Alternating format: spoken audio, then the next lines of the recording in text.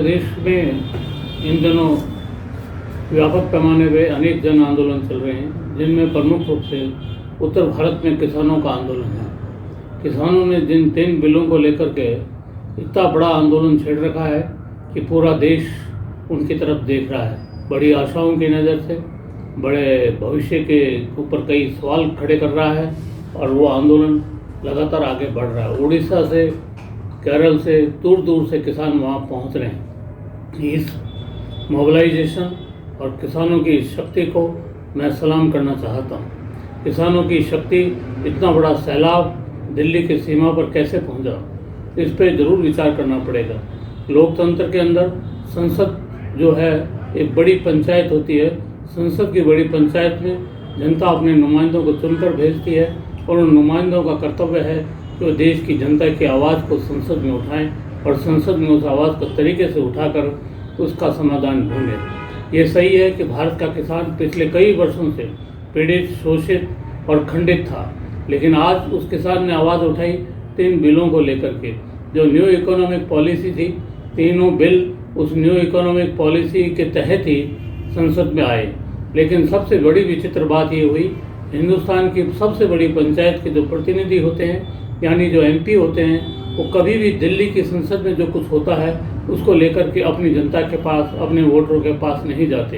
ये एक ऐसी विडंबना है, इसको ख़त्म किया जाना आज नहीं तो कल बहुत ज़रूरी होगा।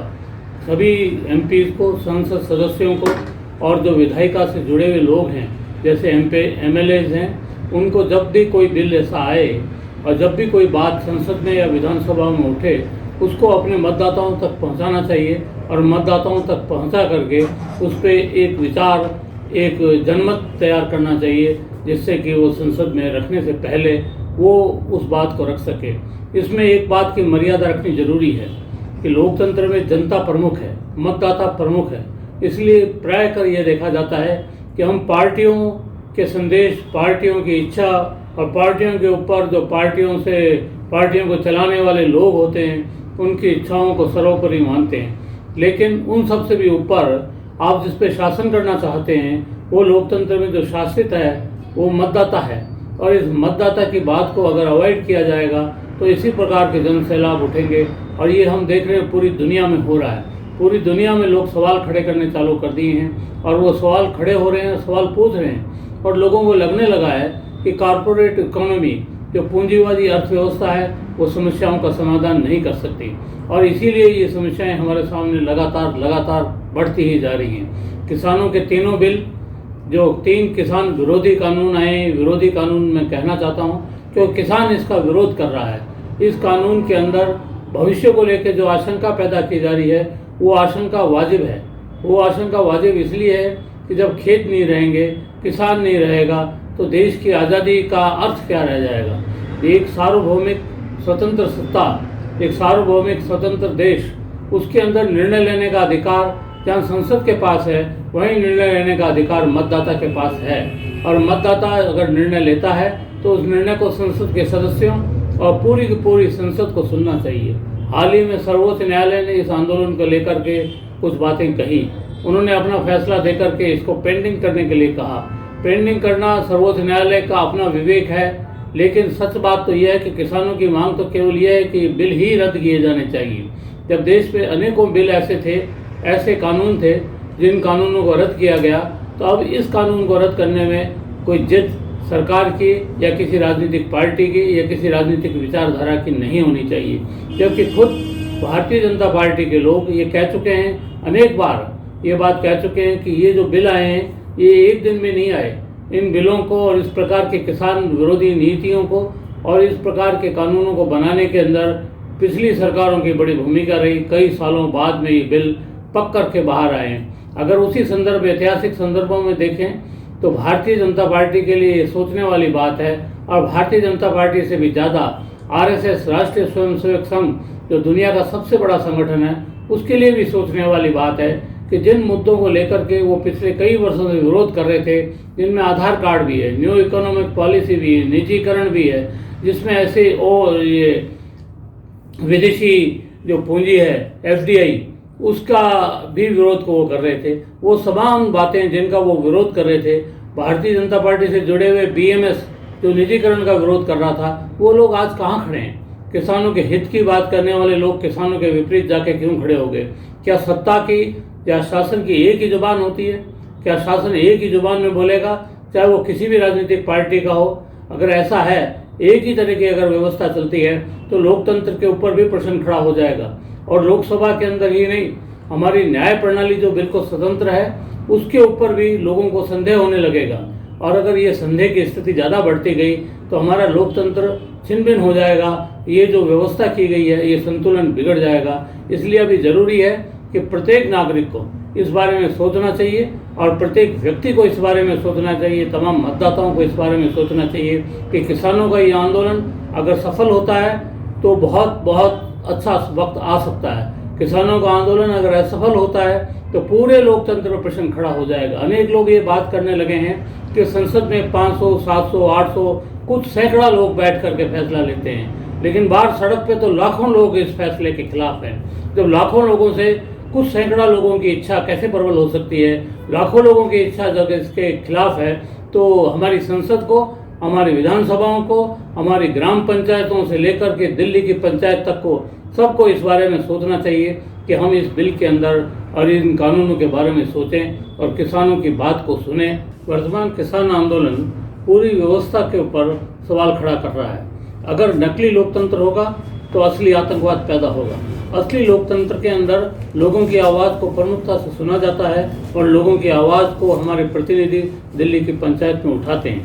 लेकिन अगर नकली लोकतंत्र होगा या सरमाएदारों का लोकतंत्र होगा तो इससे स्थितियाँ बिगड़ेंगी और इस स्थिति को सुधारना किसी के हाथ की बात नहीं रहेगा।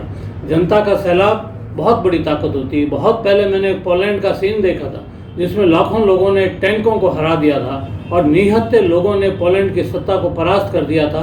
वो सीन कोई आसान सीन नहीं था, लेकिन जनता का दबाव जब पड़ता है तो बड़ी बड़ी सत्ताएं उलट जाती हैं। मैं लोकतंत्र की बात इसलिए कर रहा हूँ कि असली लोकतंत्र हमें चाहिए जिसमें लोगों की आवाज़ सुनी जाए और लोगों की आवाज़ के आधार पर हमारे सभी सांसद और सभी विधायक और जनप्रतिनिधि उस आवाज़ को दिल्ली में या जयपुर में या जहाँ भी कहीं उनकी सभा है या जहाँ भी कहीं उनकी संसद है, वहाँ इस आवाज़ को रखें।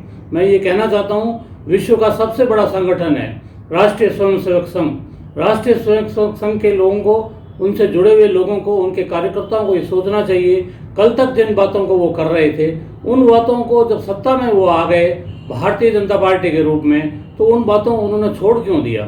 उन बातों को, उन सिद्धांतों के ऊपर उनको अपनी सरकार को चलाना चाहिए, न कि उसको छोड़ करके किसी दूसरी विचारधारा को अपनाना चाहिए। किसानों का आंदोलन इसी परिप्रेक्ष्य में है। किसानी से जुड़े हुए भारतीय जनता पार्टी के पूरा का पूरा एक दस्तावेज है।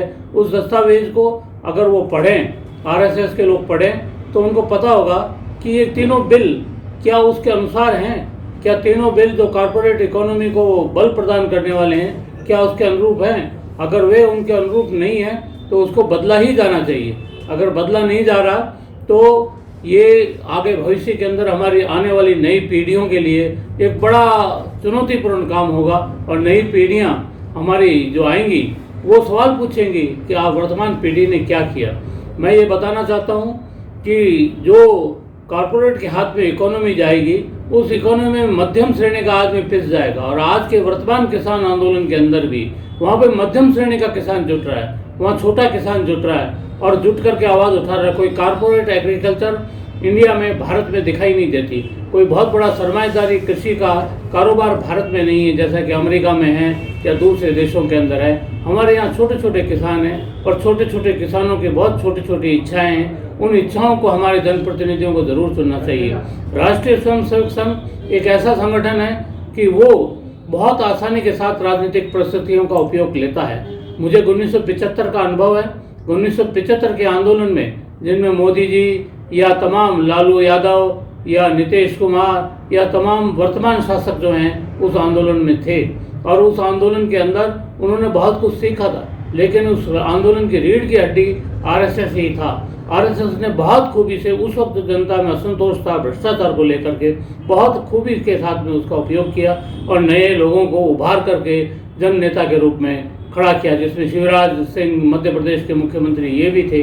और उस वक्त में एक ऐसी हालात आ गई थी कि जनता पार्टी बनी और जनसंघ ने अपने आप को उसमें डिसॉल्व कर दिया।